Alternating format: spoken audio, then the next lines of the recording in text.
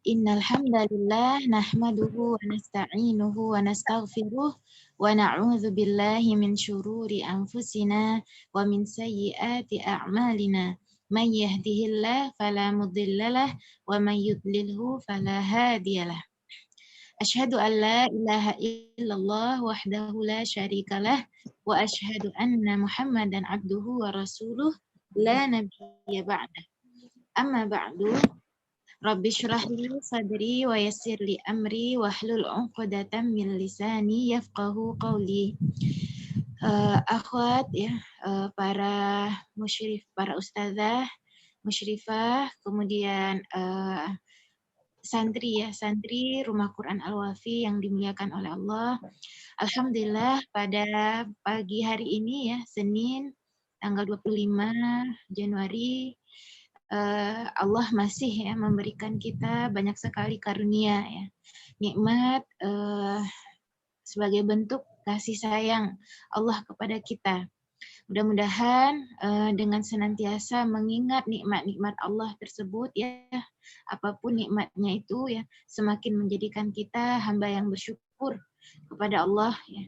Walaupun mungkin di tengah pandemik ini begitu banyak keterbatasan ya kegiatan kita, tapi alhamdulillah di waktu yang sama Allah juga memberikan karunia yang juga berlimpah kepada kita. Dan tak lupa pula sholat beserta salam semoga senantiasa Allah curahkan kepada Nabi besar Muhammad Sallallahu Alaihi Wasallam. Akhwat yang dimuliakan Allah, insya Allah pada pagi hari ini kita akan sedikit ya memberikan tazkirah tentang ghaddul basar ya, atau menundukkan pandangan. Mungkin sebagian dari kita sudah pernah menerima ya tazkirah tentang ini. Mudah-mudahan menjadi pengingat bagaimana pentingnya kita menundukkan pandangan, terutama bagi kita para hufaz atau para penghafal Al-Quran. Jadi menundukkan pandangan ini erat kaitannya dengan hati ya. Bagaimana kita menjaga hati kita untuk senantiasa bersih gitu. Karena kalau seandainya kita tidak mampu mengendalikan pandangan, tidak mampu menundukkan pandangan kita, maka ini akan berpengaruh kepada hafalan kita ya. Bahkan bisa menyebabkan lupa ya dengan hafalan Quran kita. Oke, mungkin kita akan masuk dulu apa yang dimaksud dengan ghaddul basar. Ghaddul basar itu artinya adalah kita menahan ya atau menundukkan atau mengurangi. Al-basar itu artinya pandangan. Nah, ghaddul basar itu bukan berarti kita menutup mata ya, tidak melihat sama sekali, kemudian kita memejamkan mata sepanjang waktu, bukan seperti itu ya. Tapi maksudnya adalah menjaganya ya, mengendalikannya ya sehingga tidak menjadi liar. Jadi ghaddul basar ini kita mengontrol pandangan kita. Jadi bukan berarti kita tutup mata terus atau ngelihat ke tanah terus, enggak ya. Tapi bagaimana kita mengendalikan mata kita ini sehingga tidak melihat kemana-mana gitu ya. Selanjutnya apa yang menjadi dalil sehingga kita berkewajiban untuk menundukkan, mengendalikan pandangan kita ini. Nah, dalam Al-Quran Allah berfirman ya di surat An-Nur ayat 30 sampai 31 ya. A'udzu billahi minasyaitonir rajim. Qul lil mu'minina yaghuddu min absarihim wa yahfadhu furujahum. Dzalika azka lahum. Innallaha khabirum bima yasna'un. Katakanlah kepada orang laki-laki yang beriman, hendaklah mereka menahan pandangan dan memelihara kemaluannya. Yang demikian itu adalah lebih suci bagi mereka. Sesungguhnya Allah Maha mengetahui apa yang mereka perbuat. Kemudian di ayat selanjutnya ya, ayatnya panjang ya, kita ambil penggalan di awalnya. وَقُلْ لِلْمُؤْمِنَاتِ يَغْضُضْنَ مِنْ أَبْصَارِهِنَّ وَيَحْفَظْنَ فُرُوجَهُنَّ. Ya, juga kepada wanita beriman, hendaklah mereka menahan pandangannya dan memelihara kemaluannya. Jadi di dalam Al-Quran Allah perintahkan kepada orang yang beriman, laki-laki dan perempuan, agar menahan pandangannya. Jadi inilah yang menjadi pijakan ya, landasan kita untuk melakukan ghaddul basar. Kemudian di dalam hadis ya, juga Rasulullah Shallallahu Alaihi Wasallam bersabda ya, dari Jabir bin Abdullah radhiyallahu anhu berkata, qala ya, sa'altu Rasulullah sallallahu alaihi wasallam an nadharil fujaa'ah fa amarani an asrifa basari. Jadi aku bertanya kepada Rasulullah Shallallahu Alaihi Wasallam tentang pandangan tiba-tiba, artinya nggak sengaja ya, ngelihat sesuatu yang sebetulnya diharamkan. Lalu beliau memerintahkanku untuk memalingkannya. Jadi Rasulullah memerintahkan kita untuk memalingkan ya wajah atau pandangan kita dari hal-hal yang dilarang. Juga Rasulullah SAW pernah bersabda juga kepada sahabat Ali bin Abi Thalib, ya Ali ya, la tatba'in nazratan nazrata. Wahai Ali, jangan engkau ikuti pandangan ya dengan pandangan. Artinya pandangan pertama dengan pandangan berikutnya. Kenapa ya? Fa inna lakal ula walaisat lakal akhirah. Ya.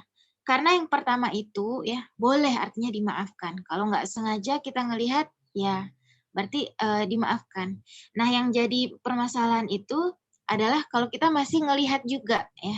Nah jadi kata Rasulullah sedangkan yang berikutnya itu tidak, artinya tidak dimaafkan lagi.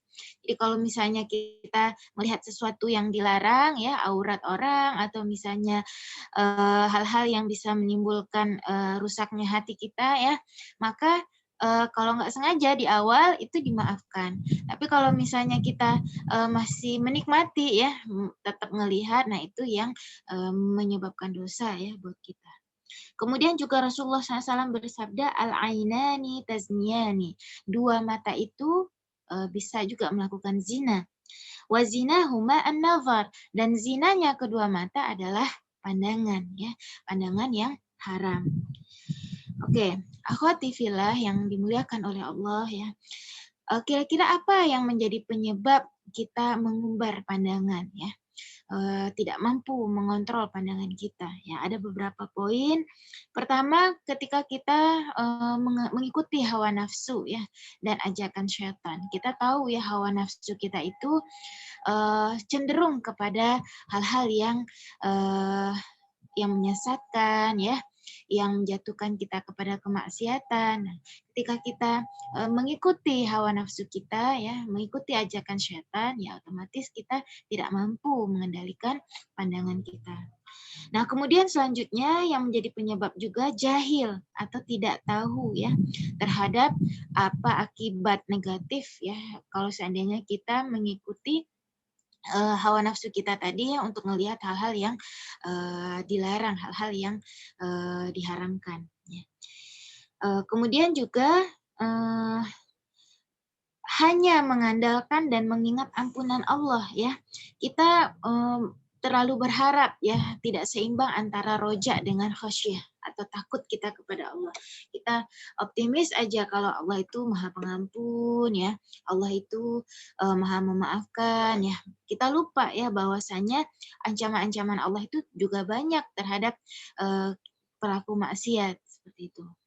Kemudian juga yang menjadi penyebab kita juga tidak ghaddul basar adalah melihat ya atau menyaksikan media-media ya, sosial media, apalagi sekarang juga begitu bebas ya untuk mengakses di internet hal-hal yang naudzubillah ya berbau pornografi. Pornografi ya, baik cetak, elektronik ya ataupun internet ya. Nah, alhamdulillah ya akhwat semua itu di sana juga ada aturan ya untuk menggunakan handphone. Nah, adapun kita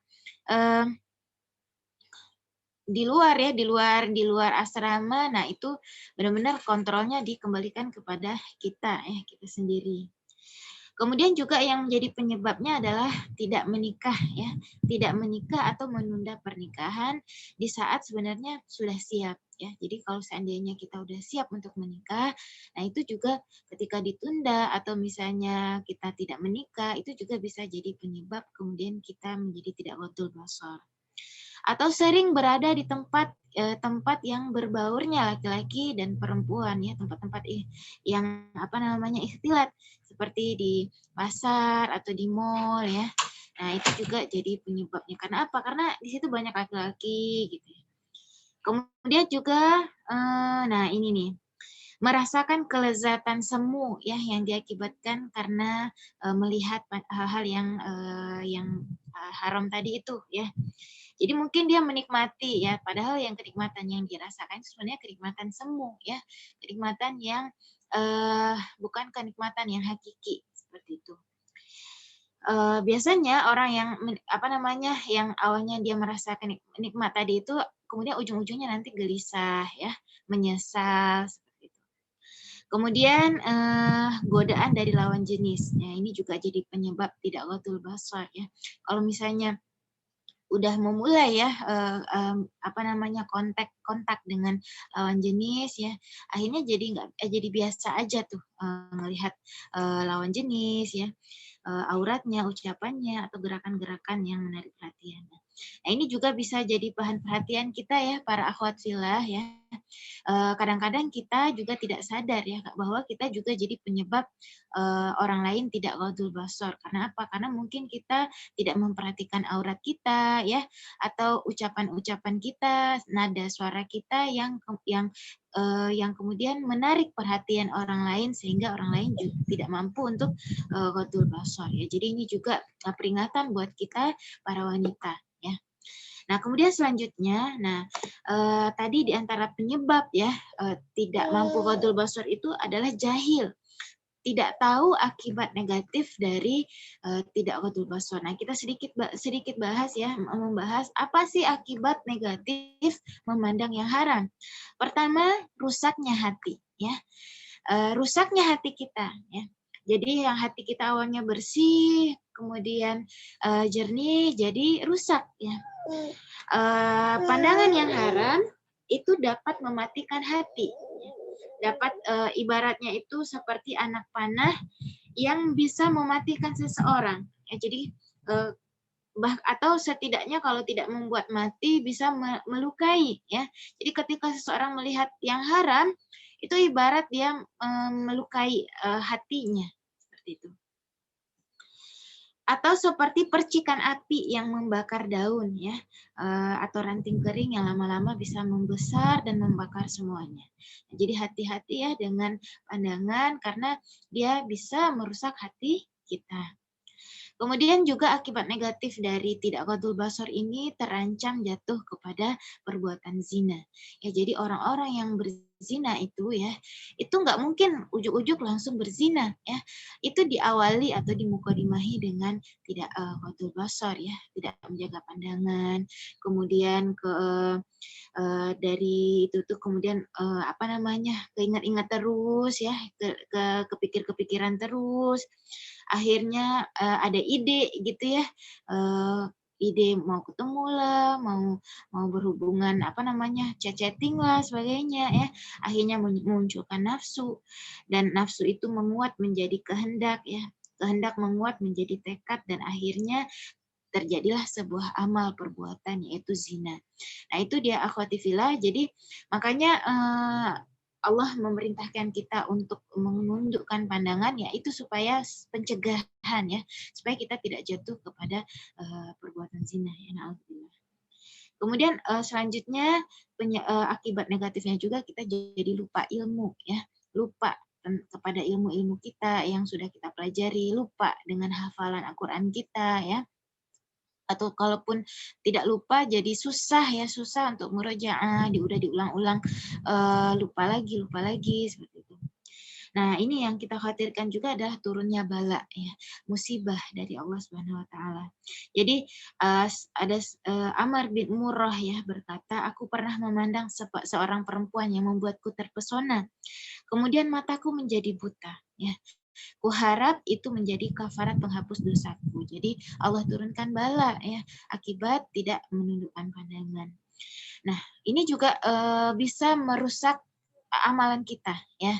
Jadi tidak menundukkan pandangan ini juga bisa merusak sebagian amal. Hudzaifah radhiyallahu anhu berkata, barang siapa membayangkan bentuk tubuh perempuan ya di balik bajunya, berarti ia telah membatalkan puasanya. Jadi batal di sini maksudnya apa namanya tidak batal apa namanya secara keseluruhan ya, tapi merusak nilai puasa kita seperti itu. Kemudian selanjutnya menambah lalai daripada Allah ya, daripada mengingat Allah, menambah lalai akan kehidupan akhirat ya. Jadi fatal ya akibatnya kalau kita tidak menundukkan mata pandangan kita ya. Dan terakhir rendahnya mata ya. Jadi mata kita itu bernilai rendah di hadapan Allah karena tidak menundukkan pandangan ya. Jadi dari Abu Hurairah radhiyallahu anhu berkata, jika seseorang Rasulullah bersabda, jika seseorang melongok ke dalam rumahmu tanpa izinmu, lalu kau sambit dengan kerikil hingga buta matanya, itu nggak ada dosa bagimu karenanya. Jadi sampai segitunya ya.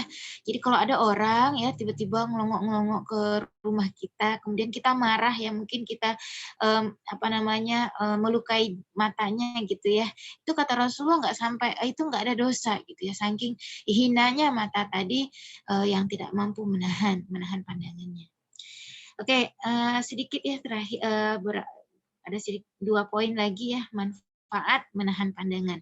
Jadi tadi kita udah pahami ya makna menahan pandangan itu apa dalil kita sehingga berkewajiban menahan pandangan, kemudian apa akibat negatif kalau seandainya kita tidak menahan pandangan. Selanjutnya adalah apa manfaat ya yang bisa kita dapatkan dari menahan pandangan ya. Jadi ini mungkin kebalikan ya dari akibat tidak menahan pandangan.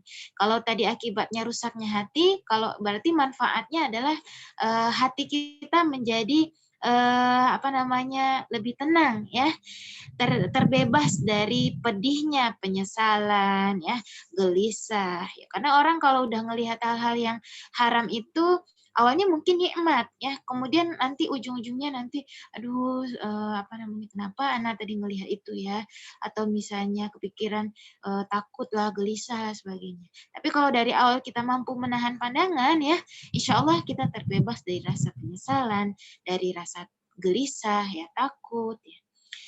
Kemudian juga hati kita jadi bercahaya ya, hati kita jadi apa namanya bersih, bercahaya, dan itu terpancar dari wajah kita ya.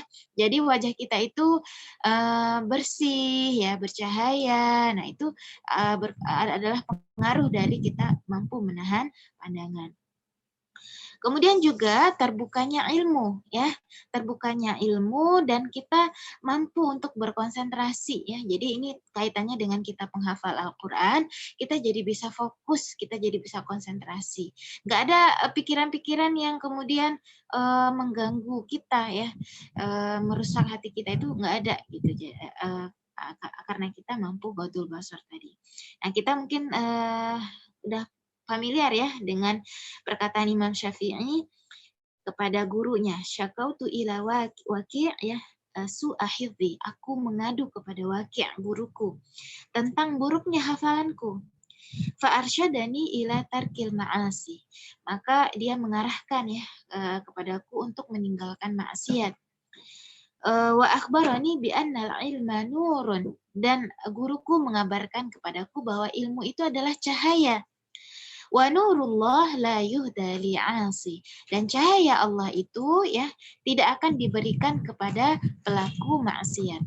Jadi kalau seandainya kita masih bermaksiat ya, masih mengumbar pandangan, tidak mampu mengendalikan pandangan ya, maka Allah tidak akan memberikan cahayanya, tidak akan memberikan ilmunya kepada kita ya. Jadi kita sulit mungkin menghafal ya, sulit murojaah, bisa jadi salah satunya karena kita masih bermaksiat kepada Allah Subhanahu wa taala. Nah, orang yang mampu menahan pandangan, ya, manfaat berikutnya dia memiliki ketajaman firasat, ya. Prediksinya itu biasanya benar gitu ya. Karena apa? Karena Allah berikan petunjuk. Siapa yang menyuburkan lahiriahnya dengan mengikuti sunnah, menghiasi batinnya dengan muraqabah, ya, menundukkan pandangannya dari yang haram, menahan dirinya dari yang syahwat, ya, dan memakan yang halal, maka firasatnya tidak akan salah. Ini perkataan Syuja Al-Karmani, ya. Dia mengatakan orang yang diantaranya itu menundukkan pandangan, firasatnya tidak akan salah. Dan terakhir, ya, menjadi salah satu penyebab datangnya kecintaan Allah, mahabbatullah. Orang yang menundukkan pandangan itu akan dicintai oleh Allah. Ini perkataan Al-Hasan bin Mujahid, ya. Ghaddul basari an maharimillah, ya. Menahan pandangan dari hal-hal yang diharamkan Allah, yurithu hubballah, akan mewarisi cintanya Allah. Jadi Allah akan cinta kepada kita, ya. Allah akan sayang kepada kita. Jadi kalau Allah udah cinta, Allah udah sayang, apapun yang kita butuhkan, ya, bahkan yang tidak kita butuhkan juga Allah kasih gitu ya. Berlimpah, ya, rahmat dan kasih sayang Allah itu kepada kita. Oke, ya, penutup, ya, ini faktor-faktor penyebab mampu menahan pandangan, ya. Jadi kita udah tahu tadi ya akibat negatif dari tidak ghodul basar, kemudian manfaat dari ghodul basar. Nah, ini mungkin hal-hal yang bisa kita lakukan supaya kita mampu untuk menahan pandangan. Pertama, muraqabatullah, ya. Kita merasakan selalu diawasi oleh Allah, gerak-gerik kita, ya, pandangan mata kita, ucapan kita, lintasan hati, lintasan pikiran kita semuanya diawasi oleh Allah. Kedua, menjauhkan diri dari semua yang bisa menjadi yang merupakan penyebab, ya, dari kita tidak ghodul basar. Apa tadi penyebabnya? Mengikuti hawa nafsu tadi, ya, jahil, itu diantara penyebabnya. Kemudian juga meyakini akan akibat negatif tadi itu memang benar adanya, ya, bahaya mengumbar pandangan itu betul-betul akan terjadi kalau kita tidak menahan pandangan. Kemudian juga meyakini manfaat menjaga pandangan yang tadi udah kita bahas.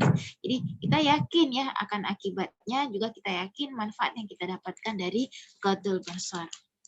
Dan juga kita melaksanakan pesan Rasulullah, ya, untuk segera memalingkan pandangan. Kalau nggak sengaja di awal itu oke, dimaafkan, tapi yang keduanya itu udah kita tahan, kita kontrol. Kemudian juga untuk menahan pandangan juga adalah memperbanyak puasa, ya, karena puasa itu mampu mengendalikan hawa nafsu kita, ya, mengendalikan syahwat kita. Nah, kalau seandainya sudah siap menikah, maka dianjurkan adalah untuk menikah, ya. Jadi ini bagi kita, bagi laki-laki perempuan yang memang udah mampu, ya, udah di usia pernikahan, ya. Karena apa? Karena menikah itu betul-betul mampu menahan pandangan kita. Kemudian juga bergaul dengan orang-orang yang saleh, ya, orang-orang yang salehah, dan menjauhi pergaulan dengan orang-orang yang orang-orang yang rusak akhlaknya, ya. Karena kalau kita berteman dengan orang yang penjual minyak wangi, ya, dalam hadis, maka kita juga menjadi wangi juga, ya. Tapi kalau berteman dengan penjual orang pandai besi, setidaknya kita jadi bau, ya, bau besinya itu gitu. Terakhir, ya, kita merasa takut su'ul khatimah, ya, karena kita nggak tahu, ya, kapan ajal kita. Nah, akhir-akhir ini kita sering, ya, mendengar innalillahi wa inna ilaihi raji'un, telah berpulang ke rahmatullah fulan fulana, ya. Sering, ya, beriringan kabar duka dari orang lain gitu. Kita nggak tahu, ya, kita kapan gitu, ya, kapan akhir hidup kita. Oleh karena itu kita berusaha, ya, di sepanjang hari kita itu beramal soleh, menahan hawa nafsu kita, menahan pandangan kita, ya. Mudah-mudahan Allah panggil kita dalam kondisi husnul khatimah, ya. Wallahu a'lam bishawab, ya. Itu sedikit tadzkirah tentang ghaddul basar, menahan pandangan. Mudah-mudahan kita paham, ya, akan pentingnya menahan pandangan. pandangan dan mampu untuk mengamalkannya. Ya. Menahan pandangan ini bukan saja yang ada di depan kita ya, tapi juga yang ada di gadget kita ya, yang ada di handphone kita ya. Itu juga termasuk ya untuk kita mampu mengontrolnya. Wallahu a'lam bishawab, akhwati fillah, para santri, mungkin Rumah Quran Al-Wafi semoga memberi manfaat ya, sedikit arahan pada pagi hari ini. Yang benar datangnya dari Allah, sedangkan yang salah itu dari saya pribadi. Astagfirullah li wa lakum wa lisairil mu'minin wal mu'minat, astaghfiru innahu huwal ghafurur rahim. Akhirul kalam. Wabillahi taufiq wal hidayah. Wassalamualaikum warahmatullahi wabarakatuh.